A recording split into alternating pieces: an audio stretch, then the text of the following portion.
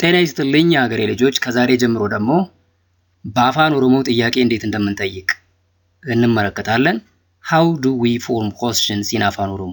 ጥያቄ በአፋን ኦሮሞ እንዴት እንመሰርታለን የሚለውን እናያለን። ዛሬ ጠቅለል ያለ ነገር ስለ ጥያቄ በአፋን ኦሮሞ እንመለከታለን። ከዛ በኋላ በተከታታይ በአፋን ኦሮሞ ያሉትን WH words ወይም ጥያቄያዊ interrogative words ጥያቄያዊ ቃላትን አንድ ባንድ እናያቸዋለን። እንግዲህ ጋፊ በአፋን ኦሮሞ ጥያቄ ማለት ነው። ጋፊ ሲበዛ ጋፊ ላይ ነው የሚሆነው። ጥያቄዎች question ጥያቄ ጋፊ። እንግዲህ በአፋን ኦሮሞ በሁለት አይነት መልኩ ጥያቄ እንመሰርታለን። አንደኛው WH words በመጠቀም የጥያቄያዊ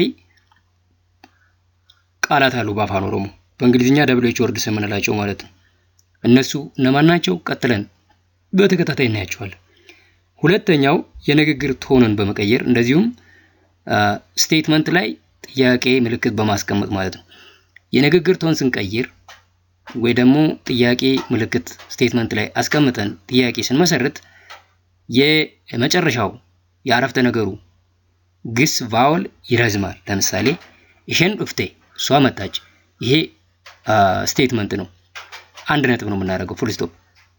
እሷ መጣች አራት ነጥብ። እሷ መጣች ይሄ በአማርኛ ነው። ጥያቄያዊ ነው እንግዲህ ትሆኑ ኢሸን ዱፍቴ ኤ የሚለው እናስረዝመዋለን ማለት ነው። ይሄን መጨረሻ ላይ ራሱን ችለን እንመለከተዋለን። ዛሬ interrogative words in አፋን ኦሮሞ WH words ጥያቄያዊ ቃላት በአፋን ኦሮሞ እነማን ናቸው የሚለው ነው የምናየው። እነዚህ ናቸው። አንደኛ ማል ምን ዋት ማለት ነው። ዋት ምን ማል። ሁለተኛ ማሊፍ ለምን ዋይ የሚለው ነው። ሶስተኛ ኤኙ ማን ሁ ኤኙ ማን። አራተኛ ከን ኤኙ የማን ሁዝ ከን ኤኙ የማን። ዮም መቼ ዌን ዮም መቼ።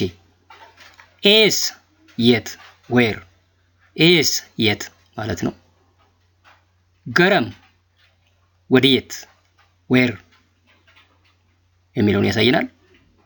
ከም የቱ ዊች ከም የቱ።